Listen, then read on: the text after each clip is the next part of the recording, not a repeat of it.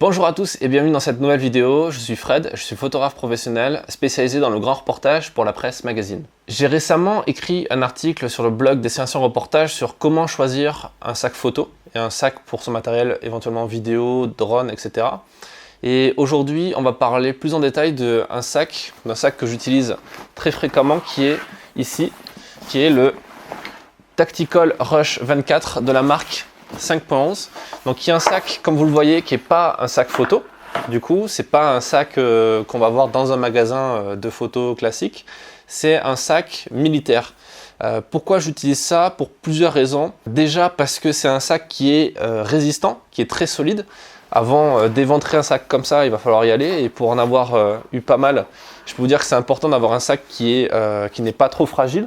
Ensuite, c'est un sac, comme vous voyez ici, qui est ouvert, qui s'ouvre comme ça, de part en part, qui est très pratique. On peut mettre plusieurs choses à l'intérieur, notamment du matériel de bivouac, en plus du matériel photo, du matériel textile. Par exemple, quand je pars pour quelques jours, je peux mettre des sacoches comme ça de vêtements. Ça, c'est la marque Eagle Creek qui fait ça, c'est vraiment génial. C'est des sacoches compressibles, donc vous mettez beaucoup. Là, je peux mettre par exemple, dans une sacoche comme ça, je peux mettre tout ce que j'ai besoin pour une semaine, entre les sous-vêtements, les t-shirts, un pantalon de rechange, tout ça, ça rentre là-dedans. Et je mets ça, hop, à l'intérieur, ça prend pas beaucoup de place et ça me permet également de caler les éléments à l'intérieur. Donc, c'est un sac qui s'ouvre et qui se ferme comme ça. Hop, là, vous avez également sur le côté un système avec une sorte de clips là qui permet d'avoir une meilleure fermeture, mais également là de glisser des choses, notamment une veste, un trépied photo, une corde, pas mal de choses. C'est pour ça également que là j'ai rajouté ici un petit mousqueton. J'en rajoute aussi devant, c'est des systèmes, c'est des petites accroches. Vous avez également pas mal de petites poches. C'est pour ça aussi que c'est un sac qui est très intéressant parce qu'il est très pratique. Vous avez une poche tout devant qui vous permet de mettre stylo, papier, les batteries. Alors ici c'est fait surtout pour les chargeurs d'armes, de fusils, de pistolets, tout ça. Moi je l'ai un peu reconverti, je mets des batteries d'appareils photo. C'est mes munitions à moi. Vous avez également devant, et ça c'est vraiment génial, une petite poche. Deux petites poches ici avec à l'intérieur aussi d'autres poches, des poches dans des poches quoi. Vous pouvez mettre de l'argent par exemple, vos papiers, vos batteries pour vous avoir encore plus à portée de main. Vous avez pas mal de choses. Ici vous avez également une poche qui est spécialement faite pour les lunettes de soleil, pour éviter qu'elles s'abîment, avec à l'intérieur une matière qui est très sympa pour les verres, pour les optiques. Donc là vous pouvez mettre vos lunettes de soleil. Et là vous avez une poche. Initialement c'est fait pour les poches eau, les poches à eau, les gourdes, etc. Mais là en fait moi je mets mon ordinateur, donc là je peux mettre un MacBook 13 pouces. Et vous avez enfin des poches sur le côté. Vous avez deux poches ici qui vous permet de mettre éventuellement une bouteille d'eau ou un petit trépied photo. Moi c'est ce que je fais, j'ai toujours un petit trépied. Je mets également une couverture de survie ici qui est tout le temps là, qui vient amortir les chocs aussi sur le côté et qui me sert si jamais je dois soit me réchauffer, soit abriter le sac en cas de pluie. Ce que en général j'ai pas besoin de faire parce que déjà il est déperlant, donc il est plus ou moins étanche. Attention, il n'est pas complètement étanche, mais il est déperlant. Et vous pouvez également avoir ça pour quelques euros. Je sais pas combien ça coûte exactement, mais c'est pas très cher. C'est une housse de protection que vous pouvez rajouter dessus. Donc celle-là, elle est plus grosse que ce dont on a besoin pour le sac. Pourquoi? Parce que je préfère avoir une housse plus grande, histoire de mettre éventuellement d'autres choses à l'abri à l'intérieur. Par exemple, la corde qui peut dépasser, le trépied photo, tout ça. Donc une fois que vous avez ça dessus, il peut rien vous arriver, il peut neiger, pleuvoir, il n'y a aucun souci. Ça prend pas de place quand c'est replié. Alors ce sac, il a un tout petit défaut qui est le fait que, vous avez vu peut-être ici, il y a des trous. Ici c'est percé, c'est fait pour évacuer l'eau et le sable pour pas qu'il reste à l'intérieur. Donc c'est vraiment fait pour quelqu'un qui part en mission, un soldat qui part en mission. Mais si vous partez en reportage dans un milieu un peu compliqué ou en aventure, c'est une mission en soi, donc ça peut servir pour vous aussi. Et pour éviter ça, ce que je fais personnellement, c'est que je mets une petite serviette comme ça, une serviette microfibre qui prend pas de place, qui peut me servir à autre chose, comme serviette. Je mets au fond et comme ça j'ai aucun problème d'eau qui remonterait dedans, sachant que c'est des trous mais il laisse très peu passer l'eau à l'intérieur. C'est plus simple voilà, pour l'eau de partir que de revenir à l'intérieur. Donc il n'y a pas de souci, mais quand même faites attention à ce que vous mettez dans votre sac si jamais il y a du sable et de l'eau dans l'environnement dans lequel vous êtes.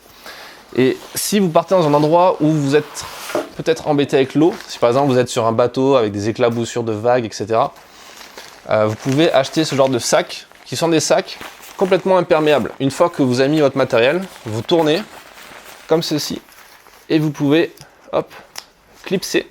Ce qui fait que là après vous pouvez plonger ça dans l'eau, il ne se passera rien. Enfin, alors attention, si vous voulez, en fonction de la profondeur et tout, c'est pas non plus méga fiable, mais au moins ça protégera votre matériel de la pluie, de l'eau, des éclaboussures, voilà, des fortes pluies. En plus, si vous serrez bien, ça peut vous faire un petit oreiller. Si jamais vous bivouaquez, ça peut toujours servir. Ça sert à mettre pas mal d'affaires, ça prend pas de place une fois que c'est ouvert et dégonflé, que c'est rangé, ça prend vraiment pas beaucoup de place. Donc c'est quand même un accessoire que je vous recommande en plus de ce sac. L'autre petit problème de ce sac, l'autre inconvénient, c'est que vu que c'est pas un sac photo à proprement parler, il n'y a pas de compartiment comme dans un autre sac photo, comme les sacs traditionnels de la marque Manfrotto, Lowe Pro, etc. Du coup, on va peut-être se dire que c'est dangereux de mettre du matériel qui ne va pas être protégé à l'intérieur. Sauf qu'en réalité, votre appareil photo, il n'a pas besoin d'être en contact avec tout ce qu'il y a à l'intérieur de votre sac. Par exemple, ici, mon appareil, je le mets en général sur le dessus. J'ai déjà mis les sacoches de vêtements, les choses que j'aurais besoin, mon matériel vie, on va dire, au fond du sac, ce qui va déjà empêcher les chocs depuis le dessous. Et ensuite, vous avez des poches sur le côté du sac, enfin sur l'intérieur du sac ici, qui vous permettent de mettre du matériel qui ne bougera pas, même si vous courez avec quelque chose, avec l'appareil photo dans le dos. Et une fois que vous avez placé, par exemple, votre veste ou votre polaire ou votre Gore-Tex, parce que même si vous êtes dans un milieu désertique, vous aurez quand même besoin du Gore-Tex pour éventuellement les tempêtes de sable. Si jamais il fait vraiment froid dans le désert la nuit, parce que l'amplitude est vraiment très, très froide. La dernière fois que je suis allé dormir dans le désert au Mali, j'avais pris un duvet 0 degré et une polaire, et les deux m'ont servi. Donc c'est pour vous dire.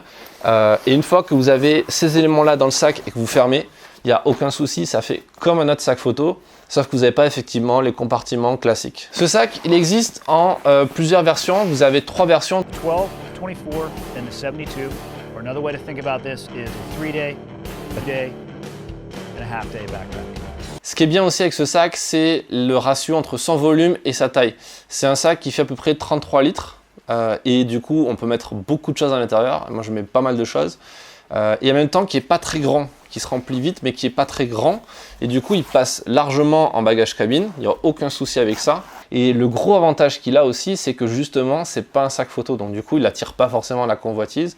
On n'imagine pas qu'il y a du matériel photo de valeur à l'intérieur. Voilà pour ce sac. Et si ça vous intéresse d'aller plus loin et que vous avez besoin de plus de conseils pour choisir votre matériel photo, vidéo, mais aussi votre matériel pour l'aventure, je vous ai préparé un PDF que vous pouvez télécharger gratuitement en lien en dessous de cette vidéo.